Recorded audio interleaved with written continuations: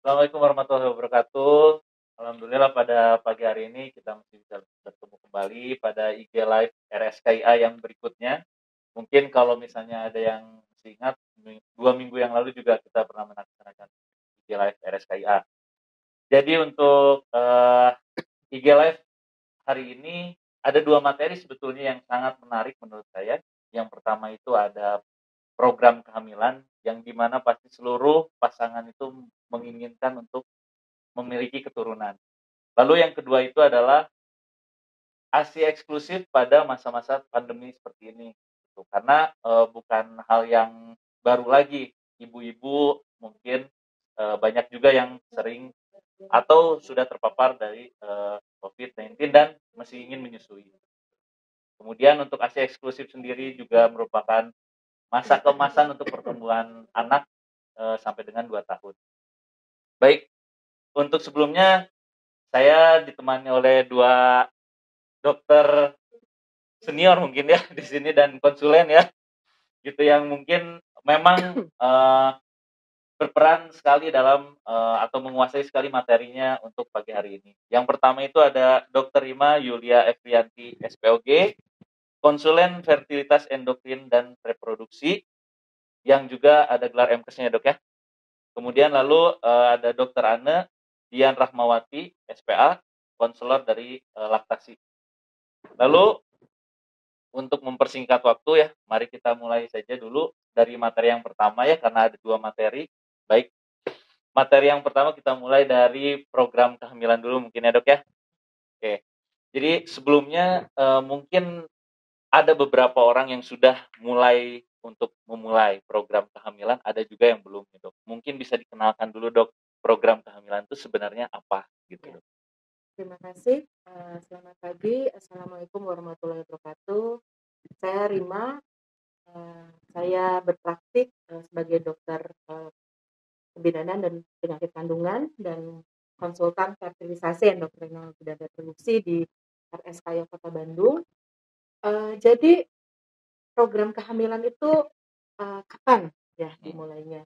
Jadi pasti kan setiap pasangan itu tujuan menikah adalah meneruskan keturunan ya. Betul dok. Dan memang kalau secara definisi, jadi kapan kita harus datang untuk mengetahui apakah kita subur atau tidak. Sebetulnya sekarang udah banyak sekali pasangan yang sadar sekali. Jadi sebelum mereka mulai menikah, mereka akan berkonsultasi dulu. Dokter, saya perlu periksa apa? Saya perlu vaksin apa? Dan itu menurut saya bagus sekali. Ya, mereka udah sadar banget gitu ya. Kemudian kalau misalnya belum pada saat sebelum menikah, kapan waktu yang paling cocok? Itu adalah 1 tahun. 1 tahun ya Ya, dok ya. 1 tahun. Berdasarkan apa 1 tahun? Jadi sebetulnya dengan 1 tahun ini, dengan frekuensi hubungan suami istri 2 sampai 3 kali dalam seminggu tanpa kontrasepsi. Maksudnya pasangan di sini tidak memakai kontrasepsi, kan ada juga pasangan-pasangan sekarang yang berjauhan. Iya betul. Yang satu di Jakarta misalnya. Long distance gitu Iya, ya, Dok, long distance LDM. relationship. Atau LDM ya. weekend husband. Iya. Oke. Itu nggak bisa masuk definisi ini. Oh, Ya, oke. jadi 1 tahun berhubungan 2 sampai 3 kali dalam seminggu, itu yang disarankan pada saat baru menikah tanpa kontrasepsi. Itu harusnya sudah hamil dalam 1 tahun, 80-85%. Pada tahun kedua harus hamil 95%, dan tahun ketiga itu baiknya itu adalah judetnya. Itu harus banget kalau udah tahun ketiga. Tapi disarankan dari tahun pertama itu harus sudah diketahui penyebabnya apa. Jadi 15-20% pasangan itu angka yang belum berubah. By data tuh seperti itu. Gitu. Jadi harus diketahui dulu ini kenapa. Dan apa sih yang diperiksa pada saat 1 tahun itu? Pertama, analisa sperma. Dari analisa sperma itu nanti akan diketahui jumlahnya, kemudian bentuknya, dan pergerakannya. Sekarang yang menjadi acuan kita adalah WHO tahun 2010. Ya. Nah, nanti kita lihat ya bagaimana secara hormonal, bagaimana secara makroskopis dari analisa sperma tersebut. Kemudian dari wanita apa sih yang harus diperiksa? Ya, nomor satu tentu saja kondisi dari anatomisnya. Uterus rahimnya seperti apa? Indung telurnya seperti apa? Apakah ada miom kah? Kista kah? Ya, atau nggak ada apa-apa gitu ya. Kemudian ada beberapa juga yang sekarang itu yang banyak diketahui adalah seperti PCO, mungkin pernah dengar. Ini paling sering sih dok Ya, polycystic ovarian. Polycystic ovarian itu kondisi di mana sel telurnya itu kecil-kecil, jadi dia nggak selalu ovulasi pada setiap bulannya. Ya, itu kita harus pantau. Kita biasanya pantau dengan USG transvaginal. Itu pada hari kedua, hari ke-6, hari ke-9. Dan hari misalnya dia siklusnya 28 hari. Ovulasi itu masa subur itu 14 hari sebelum mens yang akan datang. Misalnya dia ovulasi pada hari ke-14 atau 15, dia terjadi nggak ovulasi? Kalau misalnya dia PCO gitu, dia nggak bisa ovulasi, tentu saja penanganannya beda dengan pasangan-pasangan yang lain. Gitu. Jadi setiap pasangan itu sifatnya sangat individual. Itu kenapa harus datang untuk periksa setidaknya setahun sebelum. Karena kita harus tahu spermanya seperti apa, kondisi anatomisnya seperti apa, apakah ada penyakit-penyakit lain yang menyertai. Kemudian satu lagi. Jadi yang paling penting dari wanita itu adalah rahim, itu telur atau kita sebut dengan folikel, sel telur. Kemudian yang ketiga adalah saluran telur. Ya, saluran telur. Kita biasa lakukan USG transvaginal, disemprotkan dengan cairan untuk mengetahui saluran telurnya ada sumbatan apa enggak, atau kita lakukan HFG, hysterosalpingografi. Gitu. Iya, gitu. Itu pemeriksaan basic yang kita lakukan pada pasangan suami istri. Oke dok. Ya. Jadi sebenarnya kalau kita lihat kan sebenarnya fertilitas itu dua ya. Iya. Ada laki-laki dan perempuan dok ya. Gimana kalau misalnya kita biar yang lihat gak bingung gitu ya dok ya, kita bahas dari satu dulu nih.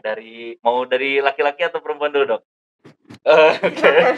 Jadi karena saya laki-laki ya dok ya, jadi sedikit kepo juga sih dok sebenarnya.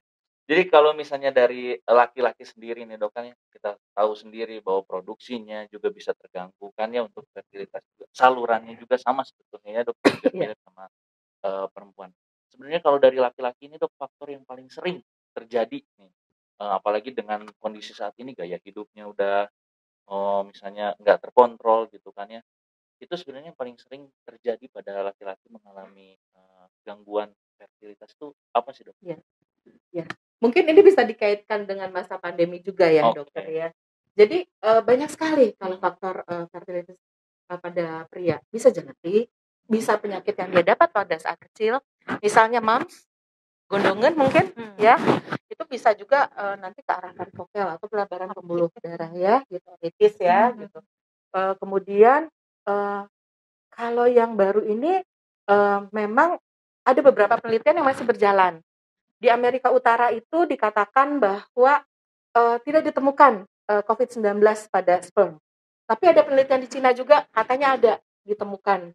Gitu, baik di tubulus seminiferus. Jadi memang belum ada penelitian yang pasti. Ya, tapi tentu saja kondisi ini berpengaruh. Dan yang memang paling besar yang tidak kalah terdampak adalah pola hidup. Kalau pria biasanya merokok. Iya, betul. Dan terus terang banyak sekali yang denial ya. Iya. Dalam artian, dok saya ngerokok kok begini sperma saya. Itu tetangga saya 5 anaknya. Iya, jadi membandingkan gitu ya. Iya, padahal nggak bisa begitu kan. Betul dok. Ya. Sederhana aja deh. Emang semua orang alergi udang? Enggak. Nah, kayak gitu aja, sederhana aja. Ya enggak? Jadi memang pada pria sih yang saya highlight rokok. Rokok itu jelas mengganggu kualitas dan kuantitas sperma. Pada orang-orang tertentu mungkin pasti mengganggu, nggak ada bagus-bagusnya, gitu. Ya kemudian gaya hidup ya, apa sih dari makanan, ya otomatis kan lemak subkutis menghasilkan estrogen. Estrogen apa nanti prosesnya? Testosteron kan, pasti pengaruh kan. Jadi olahraga juga harus ya. Biasanya yang disarankan itu 3 kali seminggu dengan 3 kali durasi seminggu. 45 menit sampai 50 menit Nah, kalau bayi data itu. oke. Sebentar nih, Dok. Iya, Kalau untuk olahraga nih menarik karena kan laki-laki sekarang tuh pria-pria gitu sepeda. kan. Oh, sepeda. Satu Oke, itu kan. Yang ya. kedua angkat beban ya kan. Oke. Nah, sebenarnya kan kalau yang saya tahu kalau misalnya kayak angkat beban itu kan eee, ibaratnya kayak tekanan intraabdomen itu tuh lebih tinggi. Jadi hingga menyebabkan si saluran apa, Tubulus omnivorous ya ya. itunya bisa Ya, terhambat juga kan, iya. Dok. Nah, itu sebenarnya yang Kalau disarankan seperti apa sih, program Dok? hamil sih kita nggak pernah menyarankan yang seperti itu ya. Oke. Ya, sepeda kita nggak saranin. Kemudian rendeman, rendeman Rendeman. air hangat Sauna Oh, apa? itu juga enggak, Dok? enggak, kita Enggak? nggak Jacuzzi saranin. gitu ya? Onsen. Jacuzzi atau apa Onsen gimana mau tuh kemana? Subang itu Oh teater iya, Oh, iya, namanya, iya. teater itu ya, kita Dok, ya? nggak pernah saranin karena itu memang nggak bisa. Atau misalnya apalagi dia memang basically pekerjaannya nih ya, misalnya chef kan panas tuh kan kompor. Nah, terus atau misalnya driver di bawahnya kan ada beberapa sekarang mobil juga kan Iya, mesinnya di bawah didudukin kan didudukin ya. gitu. Terus ya memang ada beberapa pekerjaan yang memang berpengaruh ke sana gitu.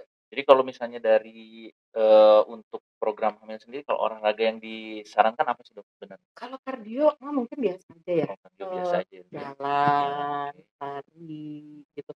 Kalau sepeda sih sebenarnya sih nggak masalah sih sebetulnya. Cuman kalau pas lagi program itu kan kadang-kadang pasti suka sugestif juga kan. Apalagi misalnya basically dia memang sudah azoospermi, nggak ada spermanya. Atau pekerjaannya berkaitan dengan misalnya dia ahli radiologi misalnya yang paparan segala macam. Ya untuk sugestif dia juga ya kita nggak saranin olahraga yang sekiranya akan menurunkan atau mengganggu produksi dari sperma. Dan tentu saja kita juga harus pahami di sini bahwa pembentukan sperma itu beda sekali dengan pembentukan sel telur. Ya, pada spermatozoa ya pembentukan sperma itu biasanya dia 72 hari. Ya. Kalau wanita itu secara genetik dia memang sudah termaktub segitu sel telurnya. Misalnya dia jutaan pada saat dilahirkan atau kita pada saat di dalam kandungan ibu kita. Sebenarnya kita udah ada bakat kista, ada bakat tidak ada kista dan miom yang jadi tiba-tiba tuh nggak ada. Gitu. Jadi itu pasti udah ada diturunkan bakat-bakat tersebut. Kemudian pada saat kita pada saat kita pertama menstruasi atau pada masa akil balik itu udah drop sampai sekitar 400-500 dan dikeluarkan setiap bulannya pada saat ovulasi. Tentu saja jadi program hamil ini justru jangan nunggu tua. Kalau bisa segera. Beda, iya. Kalau laki-laki kan mungkin dia masih bisa terbentuk tuh 72 hari. Perempuan 25 dia udah itu paling bagus ya. 20 sampai 30 itu udah bener banget nikah gitu. Begitu dia 30 dia udah turun. Kan dikeluarin tiap bulan. Apalagi 35, aduh 40. Jangan deh. Jadi saran saya sih setahun tuh cukup. Apalagi misalnya kan sekarang kan wanita juga kebanyakan berkiprah dulu, berkarir dulu, sekolah dulu. Jadi kan banyak juga yang menikahnya mungkin di atas 25 atau di atas 30 itu juga warning ya sebetulnya. Ya, gitu. Dan saya sih nggak menyarankan bahwa misalnya kan ada juga ya bidang pekerjaan yang nggak boleh hamil dulu deh, ber-KB karena nggak tahu status fertilitasnya gimana gitu. Kalau misalnya dia lepas KB kemudian dia langsung kartel mah nggak masalah ya. Tapi kalau ternyata dia memang terdapat masalah itu akan lebih sulit lagi. Sulit ya, Dok, ya jadi. Gitu. Jadi kesimpulannya kalau untuk para ayah ya atau calon ayah ya. Jadi kalau untuk menghindari program kehamilannya jadi sulit, itu lebih baik jangan dulu merokok, ya Dok ya. Kemudian olahraganya jangan dulu sepedahan. Kalau mau sepedahan mungkin jangan terlalu sering kali ya Dok ya. Jadi kayak misalnya yang kardio kayak misalnya jogging, lari itu mesti rekomendis lah. Terus kemudian kalau misalnya ini Dok pada pasien-pasien yang misalnya dia riwayat pekerjaannya adalah angkut-angkut barang berat gitu Dok ya. Banyak itu terjadi varikokel. Jadi kalau misalnya dari varikokel sendiri kemungkinannya untuk menghambat ya atau misalnya bisa diobati itu gimana Dok? Jadi sebetulnya varikoka juga kan ada grade-nya ya, Grade-nya, ada betul. grade 1, grade 2 atau yang berat. Biasanya pada grade 1, grade 2 kita sih tidak lakukan operasi ya. Biasanya kita lakukan USG dulu. USG biasanya dilakukan oleh dokter andrologi atau dokter Urolog kali ya, Dok. urolog ya. Kemudian nanti dilihat derajatnya seperti apa. Apakah ini memang harus operasi sehingga bisa dilakukan perbaikan, atau misalnya memang ini tidak perlu dioperasi begitu. Untuk derajat ringan biasanya kita nggak lakukan operasi, cuman pemilihannya nanti kita lihat program hamil apa yang paling cocok untuk pasangan ini. Misalnya kalau spermanya nggak ada banget, itu kan azospermi kita sebutnya, itu berarti kita harus cari dong di pabriknya ya. Itu biasa kita minta tolong sama dokter urologi untuk ini, kemudian program hamilnya harus bayi tabung, kita sebut in vitro fertilization gitu. Tapi kalau misalnya dia derajat ringan aja atau sedang, kita tunggu deh 72 hari gimana nih responnya. Biasanya kita kasih antioksidan yang memang berhubungan dengan, kita lihat aglutinating ada apa enggak, apa kita perlu kasih antibiotik dan lain sebagainya gitu. Seperti itu. Jadi kalau misalnya varikoka tetap ya, Dok ya, dilihat dulu grade. Iya. Nah, kemudian gini, Dok, kalau misalnya sebenarnya kan kalau menurut saya, Dok ya, kalau yang saya simpulkan, jadi fertilitas pada pria ini sebenarnya dia kolaborasi ya, Dok ya. Pasti. Jadi Jadi androlog, dua-duanya urolog, sama kita ginekolog. multidisiplin. Ya. Multidisiplin. Jadi kalau misalnya untuk laki-laki sendiri sebenarnya, Dok, lebih lebih baik untuk konsultasi terlebih dahulu ke bagian obstetrik atau urolognya mungkin gitu. Karena kalau misalnya untuk androlog itu kan sebenarnya biasanya diarahkan ya kalau itu. Iya. Jadi menurut dokter bagaimana? Sebetulnya begini, biasanya pasien datang pertama ke kita. Iya pastinya ya, Dok ya. Karena secara culture biasanya wanita yang selalu disalahin kalau belum hamil. Itu biasanya ke kita. Nanti kita yang memang menerangkan menerangkan seperti ini, permasalahannya sebetulnya bukan hanya dari wanita saja, tapi dua-duanya memang harus di work up ya, harus dievaluasi begitu. Jadi memang banyaknya kita edukasi dan menerangkan gitu, dan itu kadang-kadang tidak mudah untuk memberikan pemahaman bahwa ini dua-duanya harus jalan loh pemeriksaannya. Karena kalau kadang-kadang suka begini, nunggu perempuannya dulu deh diperiksa. Terus nanti baru laki-lakinya, bari bapaknya teh ngarokok gitu. Banyaknya kayak gitu ya, Dok, kayak ceweknya dulu. Menurut saya kurang tepat dan buang waktu. Ingat umur. Istrinya umur berapa? Gitu. Jadi biasanya sekalian harusnya, Dok. Iya, harus dua-duanya tuh ya. Karena biasanya yang lebih aware memang wanita ya, Dok ya. Cowok lebih ke cuek biasanya. Pasti sih kalau sekarang tuh pasti yang datang itu biasanya ke kita dulu. Dan kadang-kadang nggak sama suaminya. Wanitanya aja sendiri gitu. Karena judgement dari keluarga, judgement dari masyarakat tuh biasanya ke wanita sih. Jadi sebenarnya nggak selalu wanita yang harus disalahkan ya, Dok ya, masalah ini. Betul. Sekarang faktor pria juga nggak kalah besar ya, sekitar 30%. Bahkan ada beberapa penelitian yang sampai 40% masalah. Berarti hampir 50-50 ya, mendekati. Iya, betul. Kalau gitu mungkin kalau untuk pria saya rasa cukup ya, Dok ya. Kita lanjut aja ke masalah yang di wanita nih, Dok. Karena kita tahu sendiri kalau wanita itu alat reproduksinya lumayan ya, banyak, Dok ya. Terus kemudian ada kanan kiri juga gitu ya, Dok ya. Jadi sebenarnya kalau misalnya tadi dibahas sedikit tentang PCOS mungkin ya, Dok ya. Itu kan menurut saya paling sering juga sih sebetulnya untuk ditemui ya gitu. Jadi ada nggak sih, Dok, sign and symptom-nya misalnya untuk biar orang-orang bisa berbagi juga, jadi mengingatkan sama. Oke, terima kasih. Jadi pada wanita ini sebenarnya apa sih alat reproduksi yang paling harus diperhatikan? Biasanya kalau kita melakukan USG, yang kita akan lihat adalah kondisi dari uterus, rahim. Ya, rahimnya biasanya kita lihat ukurannya berapa, normal apa enggak. Karena ada beberapa kasus adalah rahimnya emang kecil, jadi nggak terbentuk, bahkan ada kita bilangnya itu sindrom amenorrhea. Jadi benar-benar emang nggak terbentuk secara genetik, itu ada. Dan kadang-kadang datangnya tuh udah 17 tahun nggak Nah, iya mens sih. gitu. Ya gitu, itu nomor 1 rahim. Kemudian nomor 2 adalah indung telur, di mana indung telur itu di dalamnya ada folikel-folikel. Kenapa harus dilakukan pemantauan folikel pada wanita? Karena wanita beda dengan pria, ya. Wanita itu waktu USG hari kedua itu beda dengan hari ke-6, beda dengan hari ke-9, beda dengan hari ke-14 pada saat dia ovulasi. Itu biasanya dinding dalam rahimnya aja udah beda. Pada saat menstruasi, itu kondisi dinding rahim adalah pada saat itu adalah sedang tipis-tipisnya.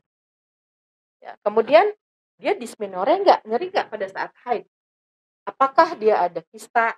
Ya, misalnya kista yang berhubungan dengan nyeri haid adalah kista endometriosis misalnya. Biasanya penyebabnya karena haidnya kurang lancar sehingga terkumpul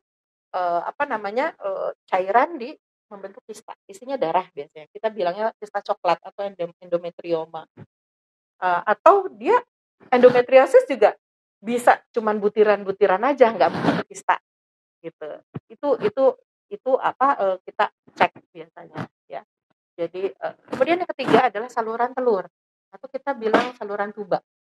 Cuman 3 itu aja sih biasanya yang kita pantau targetnya. Terus rahim, saluran telur atau saluran tuba, kemudian indung telur. Yang permasalahannya juga banyak. Apakah dia ada kistanya? Apakah di rahimnya ada miomnya? Kemudian apakah kalau misalnya tidak ada kista dia ada PCO? PCO apa sih gejalanya? PCO ya mensnya nggak teratur. Ya, biasanya ciri-cirinya tuh udah lama banget, tapi orang-orang suka nggak aware. Kalau udah parah banget barunya. Kalau perempuan bulu kakinya banyak. Karena kan pembentukan estrogen itu nanti karena testosteron. Kalau udah terkumpul banyak, kebayang dong. 1 nggak ovulasi numpuk. 1 ovulasi terus.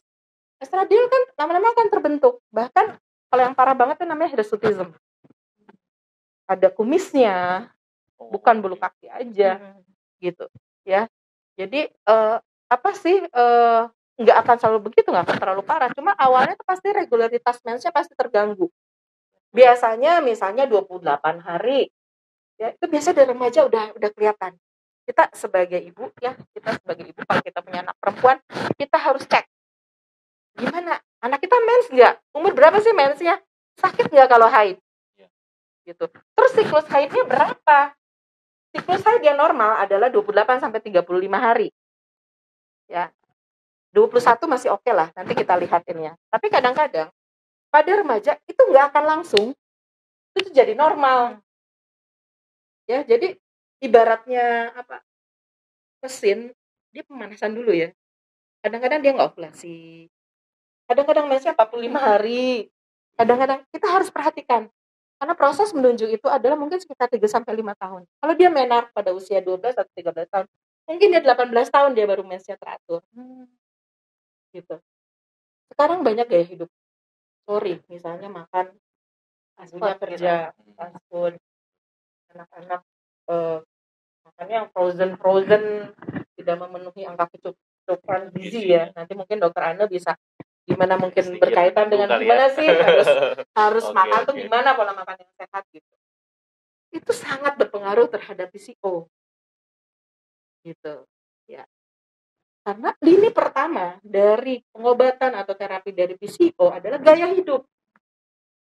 Gaya hidup. Dan sekarang lucunya banyak juga pilihan sekarang.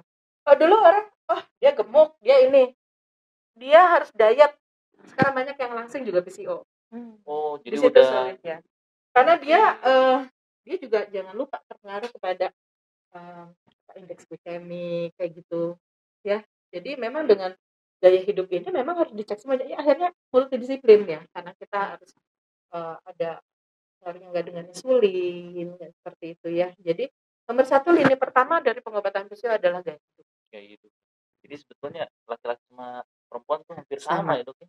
Gaya hidup yang paling berat ibaratnya paling sering mempengaruhi. Betul. Dan gaya hidup itu adalah hal yang paling sulit untuk dirubah. Betul. Apalagi kalau udah biasa. Apalagi gitu ya. Pengobatannya gitu. Kadang-kadang pasien udah bosen ya. Karena ini bukan seperti penyakit batuk pilek terus sembuh. terus udah gitu. Iya. Ya, itu nggak bisa seperti itu cara berpikirnya. Minimal untuk merubah gaya hidup itu kan 3 sampai 6 bulan ya. Dia bisa olahraga teratur, kemudian dia bisa mengelola stresnya, kemudian dia tidurnya juga mungkin bisa diatur ya gitu. Kemudian kadang-kadang kita harus konsultasikan ke dokter gizi gitu ya. Karena merasa kadang-kadang orang, saya nggak punya masalah dengan gaya hidup saya gitu. Tapi sebenarnya bermasalah.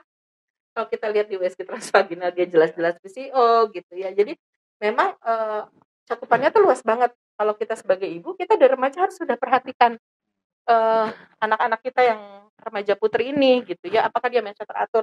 Kemudian kalau nggak teratur itu harus konsultasi karena ini mempengaruhi masa depan dia ke depannya.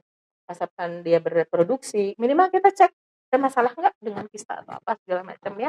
Sebenarnya harus teratur. Jadi kalau misalnya ada ini mungkin kan gaya hidupnya udah misalnya konsultasi kan kalau misalnya 18 dengan dokter anak misalnya gitu, atau kalau udah 18 kan misalnya dengan dokter gizi atau dokter penyakit dalam gitu kalau dia punya masalah hormonal atau kesulitan untuk menurunkan berat badan misalnya seperti itu.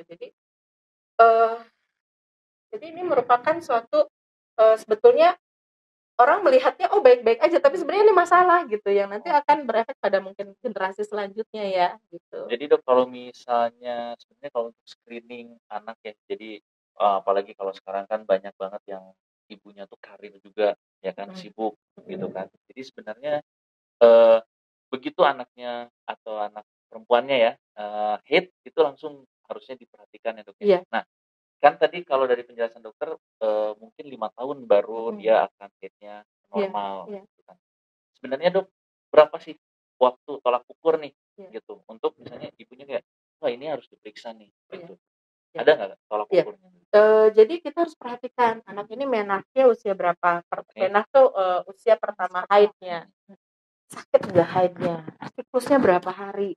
Jadi kita sebagai ibu harus memberikan awareness kepada anak-anak kita bahwa wanita yang sehat itu mensnya harus teratur gitu dan nggak sakit. Maksudnya sakit juga mungkin awal-awal saja gitu dan gejalanya memang wajar ya. Tapi kalau misalnya sudah nyeri haid dari awal haid sampai selesai haid sakit terus bahkan nggak haid pun sakit itu kan sebetulnya harus sudah dilakukan pemeriksaan gitu. Jadi ditanyalah anak itu gimana. Jadi maksud saya pendidikan itu sebenarnya kan dari rumah. Iya. Ya, jadi bukan sesuatu yang tabu lagi untuk memberikan pendidikan seks dan reproduksi terhadap anak. Justru kalau misalnya nggak diberikan pendidikan, dia cari-cari sendiri yang belum tentu benar. Justru kita orang tuanya itu memiliki tanggung jawab yang sangat besar ya, untuk dia ke depannya dengan memberikan pendidikan seks dan reproduksi yang benar. Ya, jadi jangan dianggap bahwa reproduksi seks itu tabu, kemudian masalahnya cuman begitu-begitu aja. Kita harus kasih pendidikan juga bahwa sebagai wanita itu mensnya seperti ini itu bukan aib gitu ya. Jadi memang masih banyak sekali PR bagi saya sebetulnya konsultan fertilisasi endokrin reproduksi untuk mengedukasi masyarakat tentang masalah-masalah seperti ini gitu. Karena ini juga akan dampaknya besar sekali untuk kaum wanita ya terutama karena dia akan menjadi ibu dan bertanggung jawab terhadap generasi-generasi selanjutnya. Jadi kalau kata orang bahasa Sunda, orang Sunda mah bukan kumaha engkenya, Iya. tapi itu kayak kumaha gitu ya. Semua yang baik itu harus kalau bisa harus direncanakan. Oke. Harus Baik. direncanakan. Baik dengan Dok, kalau begitu kita kembali lagi nih dengan era COVID ini ya Dok ya. Iya. Sebenarnya kalau misalnya untuk ibu hamil sendiri nih Dok ya, di era COVID ini kalau misalnya mau divaksin nih misalnya, baik pria maupun wanitanya, gimana tuh Dok? Jadi Berpengaruh untuk program hamil ya. Memang penelitian itu kan masih ini ya Dokter Iram ya, masih banyak ya penelitiannya itu masih sedang berlangsung begitu. Jadi saya juga belum dapat data yang pasti bahwa dengan vaksinasi ini akan berpengaruh terhadap konsepsi atau ditemukan di sperma. Kalau wanita nggak ada penemuan. Oh, belum ada penemuan sampai saat Belum ini. ada penemuan, baik itu mempengaruhi regularitas menstruasinya atau di alat-alat reproduksi wanita, apakah itu uterus, rahim, saluran telur atau folikel sel telur, penemuan COVID. Tapi pada pria, beberapa penelitian yang dilakukan di Cina terutama itu ditemukan ada tubulus minivirus COVID gitu. Jadi akhirnya kita perkumpulan itu mengambil kesimpulan bahwa program hamil itu dilakukan 2 bulan setelah vaksinasi.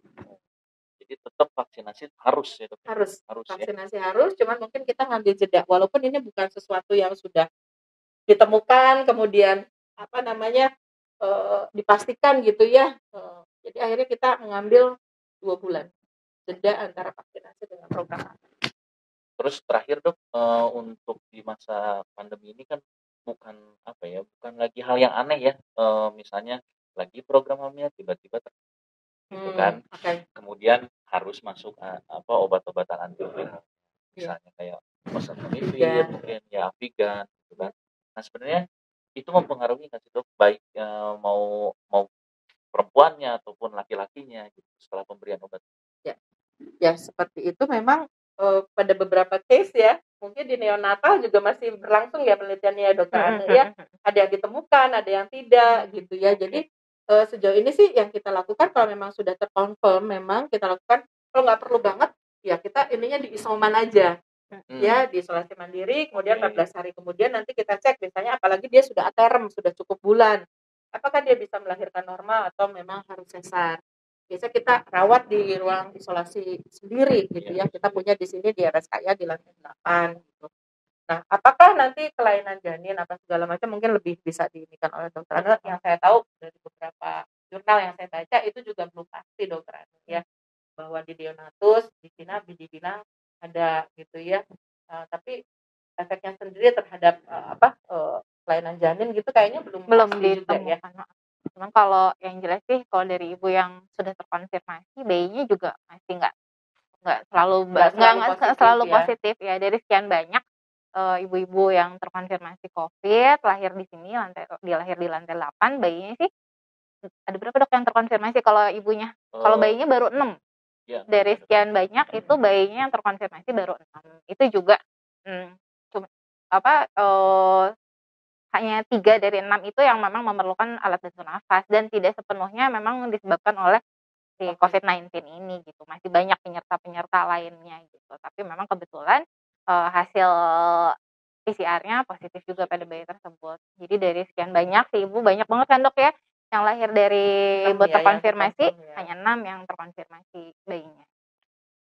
Baik dokter Irma, terima kasih atas penjelasannya. Mudah-mudahan yang menonton juga ya bisa ikut lebih aware ya terhadap dirinya sendiri dan terhadap misalnya kalau memang sudah punya anak, terhadap anaknya ya. Minimal lingkungan sekitar, betul. Baik, kita lanjut aja ya untuk program yang berikutnya, itu ke dokter Ane ya.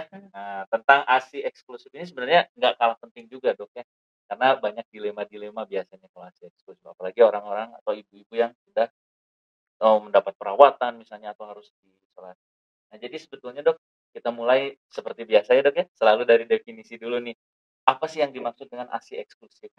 Sekarang kebenaran sih ya, ngobrolnya bareng sama dokter Irma ya. Jadi benar, jangan kumaha engke tapi harus engke kumaha. Jadi pas dia udah lagi program hamil sama dokter Irma, nanti harus mikirin nanti ASI-nya gimana ya, gimana caranya, tips dan triknya gitu ya biar ASI eksklusifnya itu berhasil ya.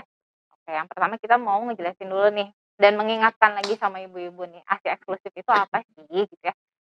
Pertama ASI-nya dulu ya. ASI itu adalah satu-satunya nutrisi yang diperlukan oleh bayi baru lahir hingga usia 6 bulan. Jadi bayi itu udah aja dari lahir sampai 6 bulan tuh nggak perlu yang aneh-aneh, nggak perlu yang lain-lain, dia hanya perlu ASI saja.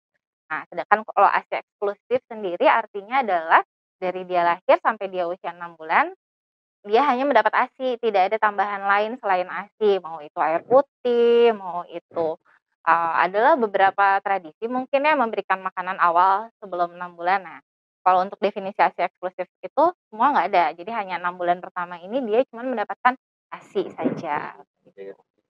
Nah, sebenarnya yang sering pertanyaan itu ini, anak saya sakit dok, usianya baru 2 bulan nih, saya lagi ASI eksklusif nih dok. Nah, kalau misalnya saya minum anak saya minum obat, nah itu sebenarnya tetap jadi ASI eksklusif atau enggak sih Iya benar, sebetulnya gitu banyak kan? sih ya Banyak ibu-ibu yang banget kayak dok gitu. yang kayak Terus gitu. akhirnya ujung-ujungnya jadi kayak gini, yang dikasih obat bayinya atau saya yang minum Iya dok? Nah betul. kayak gitu enggak. Jadi selain yang tadi itu ada bintangnya memang di situ, kecuali obat-obatan khusus yang memang sangat diperlukan oleh bayinya dan diberikan oleh dokter kayak gitu.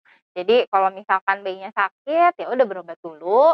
Kalau memang perlu obat bayinya yang diberikan obat, tapi nggak bisa kalau misalkan sebelum usia 6 bulan terus banyak pengobatan tradisional, nah itu sebaiknya jangan diberikan gitu ya sebelum usia 6 bulan. Karena kan kalau misalkan ada beberapa di daerah juga yang sebelum 6 bulan mau dikasih makan Betul, kayak betul, gitu ya. betul. Nah, itu kan ada efek-efek nanti ke depannya gitu ya. Jadi 6 bulan pertama sih memang kalau misalkan memerlukan obat atau apa mendingan sebaiknya konsul dulu sama dokter. Lebih baik dari kita aja ya dok ya. Mhm. Terus kemudian kalau untuk ya kita tahu lah dok ya, maksudnya untuk sebelum pandemi pun sebenarnya ASI eksklusif itu selalu digembor-gemborkan kan untuk pemberian. Kemudian efeknya nih dok, saat pandemi ini, apa sih efek yang paling baik, eee, perbandingan sih dok sebetulnya ya, antara ASI eksklusif dengan formula di era pandemi ini? Jadi gini, kita harus, pertama menyadari dulu ya kalau yang penting di sini tuh nggak cuman ASI-nya, tapi yang kedua adalah kegiatan menyusu dan menyusuinya. Beda ya menyusu dan menyusui. Kalau yang ibunya itu menyusui, kalau menyusu itu bayinya. Kalau yang pertama ASI-nya sendiri nih, eee, udah semua penelitian mengatakan kalau ASI ini emang satu-satunya nutrisinya yang diperlukan. Karena di ASI itu udah lengkap banget semuanya. Bayi perlu apa sih? Perlu air. Di 82% dari kandungan ASI itu adalah air. Jadi nggak perlu bayi ditambahin air lagi, karena itu udah 80%-nya air. Kemudian bayi perlu apa? Karbohidrat, perlu gula. Di dalam ASI itu jumlah karbohidrat, jumlah gulanya udah cukup. Nggak akan kelebihan, nggak akan kekurangan, itu akan cukup. Protein, lemak, vitamin dan mineral itu semuanya di ASI udah ada. Kadang-kadang ibu-ibu suka nanya, "Anak saya perlu vitamin nggak ya dok ya? Nah, Perlu iya itu. vitamin otak apa enggak ya dok ya?" Gitu kan. Nah sebenarnya kalau dia dengan diberikan ASI eksklusif udah nggak perlu itu semua, karena sudah ada di dalam ASI-nya, vitamin, mineral udah ada, omega 3, omega 6 yang katanya untuk, perkembangan otak udah ada juga. Jadi itu udah Paket full lengkap lah ya package-nya, dok ya. full package udah semuanya ada di situ.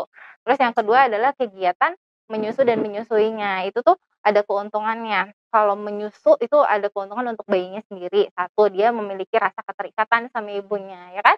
Kalau lagi nyusuin tuh pasti kan si bayinya cuma ngeliat emaknya doang gitu Iya kan. Nah, di betul. situ tuh timbul bonding. Terus yang kedua, bayinya dapat ASI. Di dalam ASI juga ada antibody kayak gitu-gitu ya. Jadi keuntungannya selain yang tadi nutrisinya terpenuhi, dia juga terlindungi dari infeksi gitu. Kemudian juga dia si ASI itu saking lengkapnya sampai di situ tuh ada untuk pencernaannya juga dia nggak akan terganggu. Kemudian untuk keuntungan dari ibunya menyusui itu juga sama, satu dia bonding sama anaknya. Yang kedua itu dia memiliki kayak emosionalnya itu kan ada ya beberapa ibu yang baru punya anak pertama terus mungkin dia kayak apa sih namanya? Baby blues gitu. Nah, Iya. dengan menyusui itu diharapkan nggak ada baby blues itu karena dia memiliki emosional keterikatan sama anaknya sehingga terpicu rasa keibuannya kayak gitu. Terus keuntungan lainnya adalah dia mengurangi perdarahan ya dok ya pasca lahiran karena ada oksitosin kan saat bayinya menghisap puting itu keluar oksitosin jadi pasca melahirkan perdarahannya berkurang. Kemudian bisa juga jadi KB alamiah. Nah, jadi KB alamiah ya dok ya. Mengeluarkan prolaktin juga. Kalau misalkan dia menyusui secara eksklusif di sini tuh definisinya adalah dia menyusui sebanyak yang bayi mau minimal 2 jam sekali kayak gitu. Oke, Nah, 2 jam itu sekali. bisa untuk jadi KB alamiah buat ibunya gitu. Nah, dari semua ini tuh dari penelitian kalau misalkan kita kasihnya formula ya, mau formula sebagus apapun itu tidak akan ada yang menyamai ASI gitu. Misalkan formulanya udah diperkaya dengan ini, dengan itu, dengan ini. Nah, itu tuh nggak akan ada yang sama kayak ASI. Dan yang kedua nggak dapat benefit menyusu dan menyusuinya, ya kan? Walaupun misalkan yang ngasih dotnya ibunya, Iya. tapi nggak ada tuh bonding yang kayak gitu-gitunya. Ada mungkin ya, tapi tidak akan sekuat bondingnya kalau menyusui secara langsung. Ini menarik nih dok tadi yang terkait dengan kalau misalnya bayinya lagi menyusui pasti yang dipandang ibunya, betul Heeh, kan? Kalau di era Covid ini sebenarnya mhm, yang dipandang ibunya, mhm. ibunya lagi Covid, tiba-tiba batuk, pasti Nah satu. Nah, sebenarnya kalau nah, untuk menyusui sendiri di era seperti ini, apalagi mhm, kalau misalnya ternyata ibunya memang confirm misalnya mhm. Itu baiknya seperti apa sih, Dok? Nah, ini juga yang jadi masalah kan selama COVID ini tuh masalahnya ada 2 jadinya. Boleh nggak sih IMD gitu kan? Waktu dulu sebelum COVID mah semua bayi yang lahir spontan atau yang bayi lahir dengan tindakan itu bisa dilakukan IMD gitu. Nah, sekarang ada COVID ini IMD-nya jadi polemik kan, boleh Betul, nggak gitu iya. ya? Secara kita harus menjaga jarak, menghindari kontak kan kalau ibu yang sudah terkonfirmasi. Nah, jadi kalau dari beberapa literatur dari WHO, UNICEF, terus ikatan-ikatan dokter gitu, dia mengatakan ini tergantung kondisi bayi dan kondisi ibunya. Kalau bayinya stabil, kemudian ibunya juga misalkan terkonfirmasi, tapi dia gejalanya ringan atau sedang, IMD sebenarnya bisa dilakukan, tapi dengan tanda bintang, asalkan nakesnya siap. Kemudian yang kedua ibunya mengerti dan paham tentang resiko COVID ini. Jadi kan kalau misalkan nakesnya harus siap, ibunya tuh dia mau melakukan IMD. Nakes harus memastikan dia udah bener belum ya protokol kesehatannya ya. Pakai masker, maskernya betul apa tidak sih kayak gitu ya. Terus ibunya apakah sebelum dia pakai masker gimana di badannya, apakah dia sebelumnya batuk-batuk, bersin-bersin kayak gitu, itu kan harus dibersihkan dahulu. Kalau misalkan nakes siap memastikan itu semua, ibunya clean, boleh sebenarnya gitu. Itu yang pertama. Terus yang kedua untuk menyusui secara langsung. Itu juga sama kalau misalkan sorry yang tadi ibunya juga harus dikasih tahu nih kalau misalkan kita melakukan IMD. Jadi memang ASI-nya sih tidak ada COVID-19-nya tuh nggak ada di ASI-nya. Jadi belum ada penelitian yang menular dari situ. Mengatakan bahwa di dalam ASI-nya itu ada virusnya itu nggak ada. Cuman yang ada tuh justru antibodinya ya kan. Antibodi itu ada yang dari ibunya, misalkan ibunya sudah sakit COVID, nah itu tuh di dalam ASI-nya sudah ada sebenarnya. Cuman karena ini nih menularnya lewat droplet dengan proses persalinan itu harus dipastikan bersih. Jadi katakan kepada ibunya kalau dianya dilakukan IMD atau menyusui langsung dengan misalkan sebelumnya ibunya tidak bersih, misalkan bersin, batuk kayak gitu sehingga ada droplet yang tercecer di badannya, itu bisa meningkatkan resiko penularan terhadap anaknya gitu. Kalau misalkan anaknya siap, ibunya oke gitu dengan resiko itu ya boleh aja sih sebenarnya.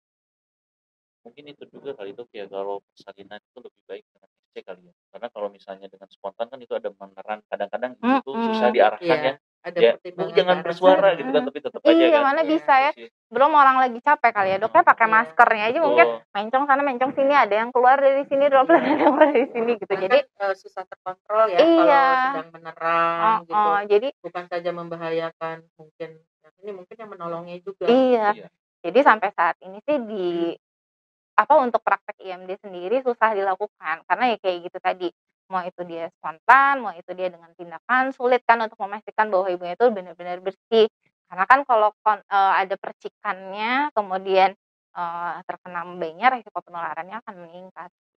Jadi sebetulnya kalau misalnya ibunya yakin beliau bisa memakai protokol kesehatannya yang baik ya, cuci tangan selalu, misalnya pakai masker kayak gitu, berarti sebenarnya boleh aja ya? Boleh. Jadi maskernya juga kalau di sini kita harus pakai masker medis kalau ibunya. Kemudian kalau masker medis juga kan ada ketentuan ya berapa jam sekali harus ganti, atau kalau misalnya ibu bersin atau batuk atau basah, maskernya itu harus langsung diganti kayak gitu. Terus kalau misalkan ibunya batuk, bersin, kemudian mengenai dadanya, bagian dada harus dicuci atau sebaiknya mandi gitu ya. Kemudian ada beberapa lagi yang mengatakan kalau misalkan mau menyusui harus ganti dulu bajunya kayak gitu. Jadi tadi memakai masker, kemudian mencuci tangan, kemudian tetap nih ada yang ketiga itu menjaga jarak.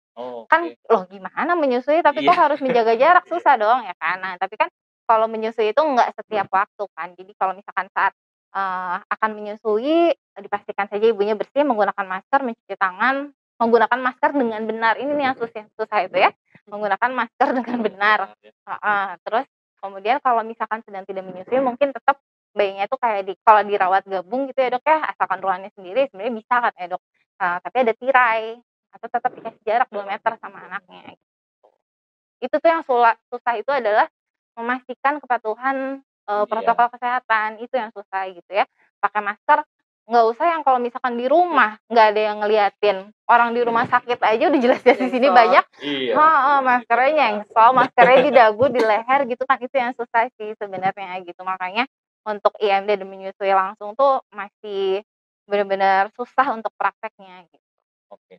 Dok, tadi kan sebenarnya berkaitan dengan derajat keparahan ibu saat terkena COVID ya. Mm-mm. Mungkin kalau misalnya gejalanya ringan sampai dengan sedang bisa kita lakukan isoman kali ya dok ya, Mm-mm. gitu tanpa pemberian obat misalnya.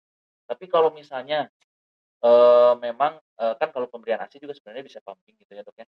Nah kalau misalnya ibunya memang kondisinya kurang baik nih, kemudian butuh pemberian obat juga dan lain-lain, itu sebenarnya masih aman nggak sih dok untuk diberikan Asinya, ASI-nya? asinya sih sebenarnya nggak apa-apa, boleh Oh nggak dikasihin apa-apa sama ya? anaknya asalkan ibunya bisa merah berarti, tapi kayaknya kalau kondisinya COVID berat gimana dia mau Nggak merah bisa. gitu kali ya.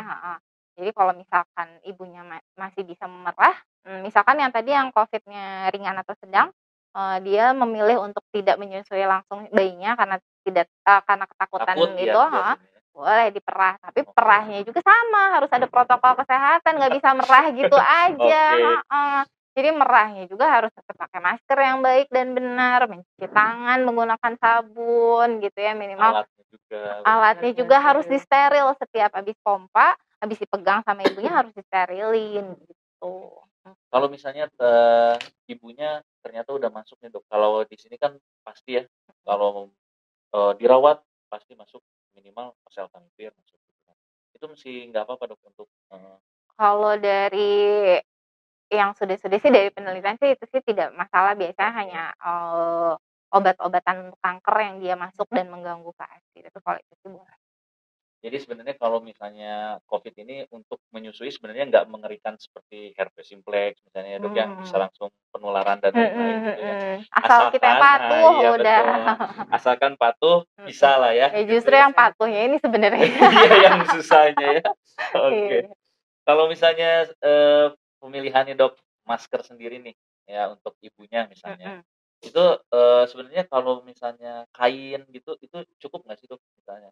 Karena kan kalau apa ya kalau kita berpikir kan, aduh masker medis kan mahal lumayan ya gitu maksudnya. Kalau misalkan dari WHO sendiri sih ibunya harus menggunakan masker yang medis. Jadi kalau misalkan dia terpaksa harus menggunakan masker kain, artinya dia harus mengganti maskernya setiap dia akan menyusui bayinya. Kalau ganti masker berarti cuci tangan lagi kayak gitu. Tapi kalau selama ini sih yang direkomendasikan dari WHO masih masker medis. Kemudian nih yang sekarang juga kan sedang ayo vaksin. Nah, kalau misalnya ibu hamil boleh nggak sih dok? Dan ada nggak pengaruhnya nanti? Ibu Takutnya kan hamil belum ya? Ibu hamil belum sampai. Belum ya, belum divaksin ya? Iya. kalau ibu yang menyusui, sorry Boleh. maaf salah jadinya. Kalau misalnya ibu yang menyusui nih, kan pasti takutnya kayak, wah nanti kalau divaksin ada nih gangguan jadi ASI-nya sedikit misalnya gitu ya. Atau misalnya takutnya anaknya jadi kayak gimana. Sebenarnya ada pengaruhnya nggak sih? Oke, kalau vaksin untuk ibu menyusui kan sekarang sudah boleh ya diberikan ya. Saya juga masih menyusui sih dok sebenarnya. Dan saya sudah divaksin ya. Karena dari yang kan vaksin sudah berjalan berapa bulan nih, penelitiannya sudah ada. Di ASI nggak ada, tidak ditemukan virusnya. Yang ditemukan adalah antibodinya yang justru berarti kalau kayak gitu bayinya bagus. Untuk produksi nggak ada hubungannya juga sama vaksin, karena untuk produksi ASI sebenarnya tergantung permintaan bayi. Jadi istilahnya kalau produksi ASI itu tergantung supply and demand. Jadi kalau demand-nya banyak, si bayinya menyusuinya sering, kita misalkan kalau nggak bisa menyusui kita pompa yang sering, itu supply-nya akan banyak, jadi nggak akan terpengaruh kalau buat vaksin. Jadi buat ibu-ibu yang sedang menyusui ya, sebenarnya kalau untuk menyusui sendiri itu masih boleh ya dok ya, asal protokol kesehatannya tetap dipatuhi. Dan untuk vaksin harus divaksin ya, tetap harus divaksin. Oke. Jadi ini ada beberapa pertanyaan yang kita kumpul ini dok dari audiens ya yang berada jauh di sana. Gitu ya. Yang pertama itu ada dari Faridah Hairun. Bisakah program hamil untuk pasca operasi endometriosis tanpa IVF? Nah ini untuk dokter Ima mungkin ya. Ya. Program hamil dengan endometriosis tanpa IVF. Pertama, ibu harus berkonsultasi dulu. Endometriosisnya di mana? Endometriosis juga ada macam-macam. Ada yang hanya superficial aja, dia bentuknya kayak butiran-butiran pasir begitu. Ada yang membentuk kista atau kita sebut kista coklat atau endometrioma. Ada satu lagi deep infiltrated endometriosis. Jadi dia di alat-alat sekitar seperti di dekat di korpus posterior dekat dengan anus misalnya gitu, atau di belakang dekat usus gitu. Ada bahkan ada kasus di mana dia ditemukan di paru-paru. Jadi setiap men dia batuk darah gitu. Jadi endometriosis itu tidak sesederhana itu. Jadi endometriosis itu bukan harus dipahami bukan penyakit diobatin terus langsung selesai. Dan tidak ada jaminan nggak jadi lagi setelah dioperasi. Jadi yang kita pegang sebagai ahli konsultan fertilisasi adalah treat the person, not the lesion. Jadi kita harus melihat seorang wanita ini secara pribadi yang utuh. Kalau bisa operasi itu 1 kali seumur hidup, nggak berulang-ulang dioperasi. Karena jangan lupa untuk kehamilan, begitu dia dilakukan operasi, kemungkinan untuk terganggunya sel telur, folikel sel telur pada saat kista, kalau kita main operasi, itu pasti dropnya jauh banget. Bagaimana orang mau hamil? Jadi tetap harus konsultasi. Iya, ya, betul. Nggak bisa mengira-ngira Nggak gitu ya. bisa. Karena setiap individual berbeda. Beda-beda kondisi. Oke. Yang berikutnya nih dok, mungkin ini pertanyaannya untuk dokter Anne. Jadi katanya gini, ASI saya sedikit dok. Kemudian boleh nggak sih dok kalau misalnya ASI eksklusif itu diselingin katanya. Apakah tetap akan menjadi ASI eksklusif atau berubah bukan ASI eksklusif lagi? Ya, tentu kalau kita melihat lagi sama definisinya tadi bahwa ASI eksklusif adalah bayinya cuma dapat ASI saja gitu ya, kecuali obat-obatan yang memang diperlukan oleh bayinya. Jadi kalau misalkan ibunya ASI terus ditambah formula sebelum usia 6 bulan, tentu jadi berubah definisinya bukan ASI eksklusif gitu ya. Cuman harus kembali lagi nih, tadi kan ibunya merasa ASI-nya sedikit, kayaknya dia harus ketemu dulu sama konselor untuk memastikan atau ketemu dokter anak minimal ya untuk memastikan bener nggak dia tuh ASI-nya beneran sedikit, atau kadang-kadang kalau ibu lagi menyusui emang kayak suka sugesti anaknya nangis terus, rewel terus, terus dia mikir, "Oh, ASI saya dikit nih," kayak gitu kan, udahlah tambahin aja formula. Nah, sebaiknya sebelum memutuskan untuk pemberian pengganti ASI, itu sebaiknya konsul dulu sama dokter anak, atau mungkin kalau misalkan mau sekalian bertanya-tanya tentang menyusuinya boleh ketemu sama konselor laktasi gitu ya. Karena kan pemberian pengganti ASI itu sendiri tuh nggak semua bayi bisa mentoleransi baik pengganti ASI atau formula ya kita bilang ya. Ada beberapa anak yang alergi sama susu sapi kayak gitu. Alerginya bisa ringan, bisa sedang, bisa berat gitu ya. Jadi memang harus difikirkan baik-baik untuk misalkan bayinya mau dikasih pengganti ASI itu harus banyak yang dinilainya dulu gitu. Oke, mungkin ini yang berikutnya tadi dok ya. Untuk dokter Rima, dok izin mau bertanya, bagaimana ciri-ciri kemandulan pada wanita dan apakah pertama kali menstruasi di usia muda mempengaruhi pada kesuburan wanita? Terima kasih dokter. Iya. Kemandulan mungkin please not judgment woman ya. Tolong hormatin wanita. Jadi kita aja nggak bilang bahwa itu infertil atau mandul, tapi kekurang mampuan atau kita sebut subfertil. Jadi please jangan nanya sama pasangan yang baru nikah, udah punya anak belum? Terus kok belum hamil juga? Itu nggak sopan banget. Catat. Ya. Jadi maksud saya gini,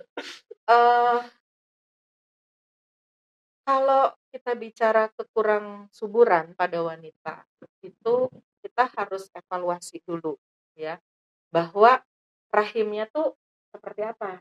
Biasa kita lakukan juga bukan USG biasa, tapi USG kita lakukan secara transvaginal, karena dengan USG transvaginal itu kita akan lihat rahimnya ngadep kemana ya, kemudian ukurannya normal, pembentukan rahimnya tuh normal apa enggak, kemudian indung telurnya bagus apa enggak, folikel-folikelnya itu harus kita lihat pada hari kedua, hari ke-6, atau ovulasi enggak dia lepas normal, atau dia memang ada penyulit seperti PCO, ada kista enggak dia, ada miom enggak dia ya. Jadi itu semua tidak bisa kita kira-kira atau kita lihat dari menahnya kapan, beda gitu. menark adalah ciri bahwa ini secara hormonal wanita ini sudah mulai akil balik gitu. Tapi nggak bisa dilihat dari umur berapa, itu macam-macam sekarang ya. Ada yang 9 tahun udah menark, ada yang 11, ada yang 13, tapi seperti yang saya sudah bahas bahwa dia tidak akan serta-merta menjadi normal. Ya. Karena dia nggak mungkin dong seperti ini dia langsung normal gitu, dia langsung bisa ovulasi dengan baik.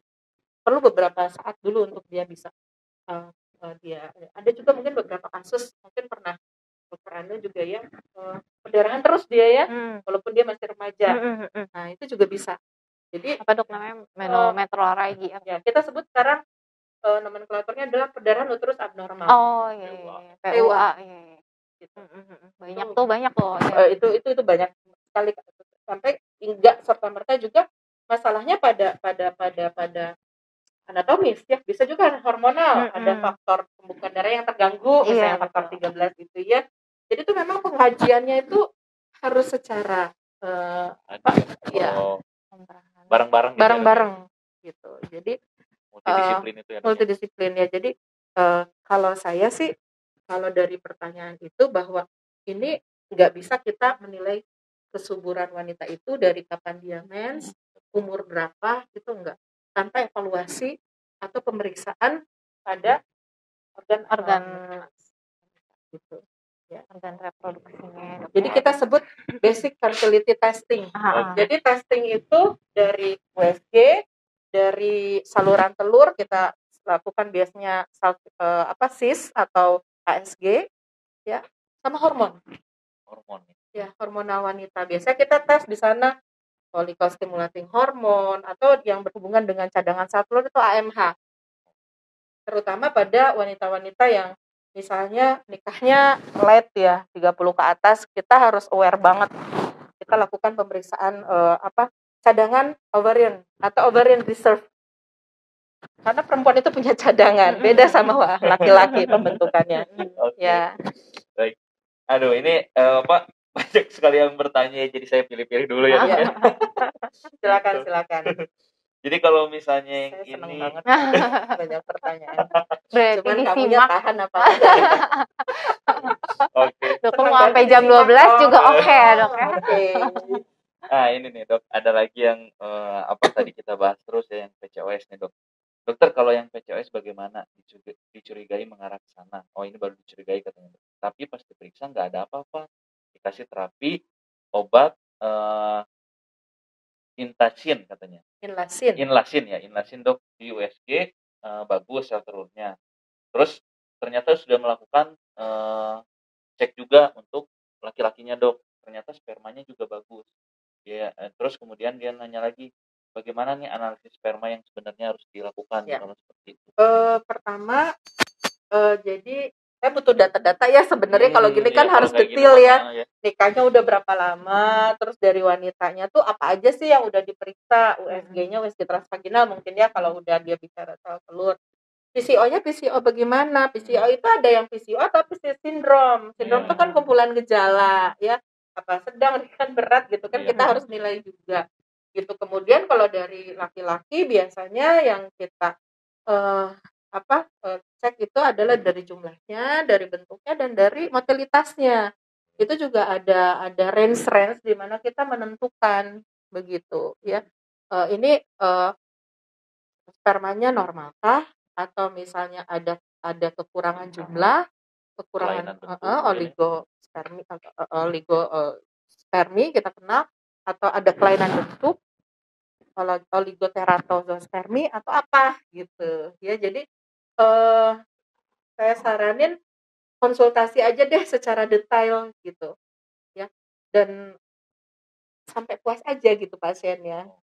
Kan sebetulnya punya hak untuk second opinion mungkin ya setiap pasien juga gitu. Tanya saja secara detail kepada konsultan atau kepada SPOG-nya, sebenarnya kondisi spermanya ini seperti apa gitu. Kemudian program hamil apa yang paling cocok untuk pasangan ini. Dan kalau obat-obatan PCO itu memang sih biasanya dikasih seperti yang dibilang itu kan obatnya hampir sama dengan yang diabetes ya, karena Iya. kan ada resistensi insulinnya gitu. Tapi juga harus dicek, namun lini pertama itu kan memang gaya hidup sebetulnya ya. Jadi memang nggak bisa buru-buru pakai obat, pun nggak sebulan minum obat terus langsung terjadi perubahan pada folikel sel telurnya begitu. Jadi memang ini tuh memang harus ada target. Misalnya ini 6 bulan pasiennya harus teratur nih haidnya, tapi juga harus diberikan edukasi kepada pasien. Ini juga nggak bisa minum obat 1-2 bulan langsung ini, karena obat itu hanya seperti menginduksi gitu, tapi tetap lain pertamanya itu adalah perubahan pola hidup. Gaya hidup sebenarnya. Iya. Oke. Dilanjut pertanyaan untuk Dokter Anu mungkin ini ya. Dok, saya wanita karir katanya. Kemudian saya merasa sama ya dok ya, problemnya asinya. Sebenarnya bisa nggak sih dok ada atau suplemen bagaimana caranya untuk menstimulus mungkin ya, kalau di sini kata-katanya ada ini, menstimulus untuk asinya, produksi ASI gitu ya.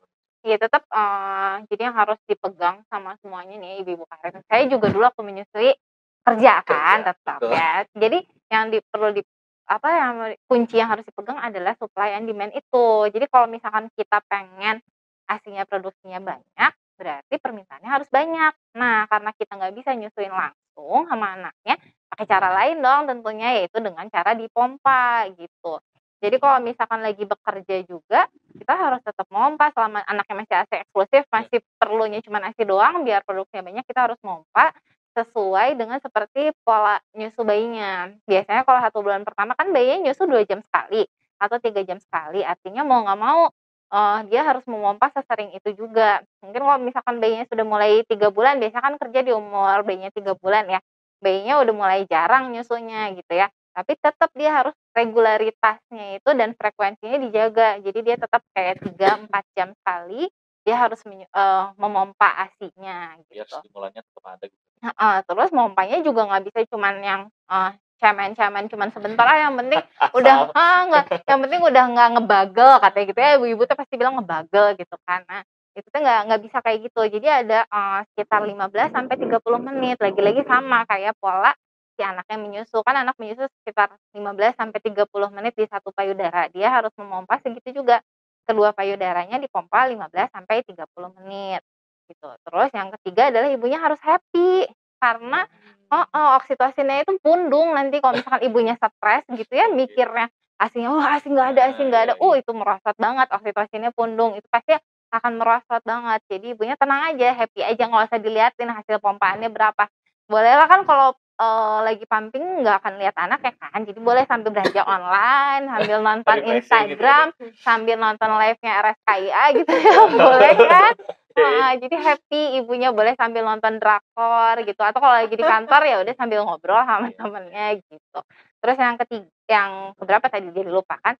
Nah kalau suplemen sih sebenarnya apapun boleh diberikan, bahkan laktagok juga yang dipercaya di daerah dapat meningkatkan ASI. Misalkan kalau di Jawa Barat ini daun katuk kayak gitu ya, itu sih sebenarnya boleh aja dikasihin. Yang penting ibunya senang makannya. Kalau misalkan dikasih katuk tapi ibunya nggak suka, jadi stres juga gitu ya? Jadi nggak jadi seret asinya. Terus misalkan dia kata teman-temannya dikasih ASI boosternya ini, boleh diminum apapun boleh ASI booster ya, tapi yang lain-lainnya itu tetap harus diperhatikan gitu ya. Kunci nomor 1 adalah supply and demand, jadi harus sesering mungkin mengeluarkan atau mengosongkan payudara gitu.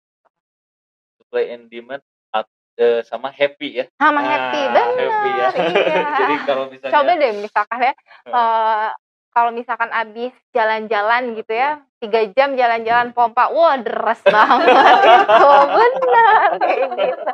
Happy, nggak stres ibunya. Iya, apalagi kan kalau misalnya era pandemi ini paling sering sih dok ketemu tuh pasien pasti itu keluhannya. Ya stres lah, mumet dan lain-lain ya kan pasti. Tapi kalau lagi kerja juga sih banyak sih sering ketemu, si dok saya misalkan mau mompa tapi saya nggak bisa lama-lama kayak gitu ya. Nah sebisa mungkin sih kayak diakalin ya, kalau misalkan kerjanya nggak ketemu sama banyak orang, bisa sih pakai apron di meja aja pompanya. Kan sekarang udah banyak pompa elektrik ya, apron lucu-lucu kayak gitu ya, yang terus pakainya yang double pump gitu ya biar bisa cepet gitu. Jadi 15 menit udah beres gitu. Ya, ini mungkin terakhir ya dok ya. Iya. Nanti untuk pertanyaan yang lain, mohon maaf nanti ditayangkan aja di IG-nya RSKIA ya. Oke. Yang terakhir nih, dok, saya sudah nikah 6 tahun, tapi belum hamil. Sudah cek pertama ada kista 3 cm, tapi sudah hilang. Apa langkah selanjutnya? Pengen tahu. Hmm. 6 tahun ya Iya. lumayan. Nomor satu ya datang untuk mencari Memeriksakan. bantuan evaluasi. Saya rasa kalau kista cuma 3 cm terus hilang mungkin bukan kista endometriosis ya, mungkin kista folikuler atau apa ya, kita juga nggak tahu ya. Kemudian nanti dilakukan pemeriksaan basic fertility testing ya, analisa sperma, kemudian dilakukan USG transvaginal pada tadi alat-alat reproduksi wanita, dilakukan pemeriksaan hormonal pada wanita juga, dan ini lihat nomor satu adalah usia, terutama pada wanita harus diperhatikan, jangan dibiarkan sampai bertahun-tahun karena makin lama makin males Ya, betul ya. begitu. Dan jangan lupa bahwa cadangan sel ovarium, cadangan sel telur pada wanita terbatas, makin lama makin turun. Jadi saran saya sih diperiksa secepatnya ya, terutama pemeriksaan fertilitas dasar. Itu harusnya Ya juga ya. harus. Memang kalau misalnya konsultasi itu emang enaknya langsung ya. Kalau misalnya dari Iya. pertanyaan seperti ini kan kita screeningnya juga Iya, kurang ya. iya. Gitu. Oke dokter Rima dan dokter Ana, terima kasih banyak sudah Sama-sama. mau hadir untuk menjadi narasumber di IG Live RSKIA ya. Mudah-mudahan ada waktu lagi kita bisa ngobrol Insyaallah. bareng lagi dan sharing lagi ya. Oke. Baik, untuk menutup sekali lagi kita sangat berterima kasih untuk semua yang sudah menonton. Jangan bosan-bosan karena banyak banget ilmu yang penting. Dukung terus IG Live-nya RSKIA, dan bagi yang belum sempat nonton dari awal itu bisa lihat di channel YouTube kita ya. Kemudian untuk akhir kata saya ingatkan kembali, jangan pernah melupakan protokol kesehatan 3M walaupun sekarang sudah ada vaksin ya. Tetap memakai masker, mencuci tangan, dan selalu menjaga jarak. Akhir kata, wabillahi taufiq wal hidayah. Wassalamualaikum warahmatullahi wabarakatuh.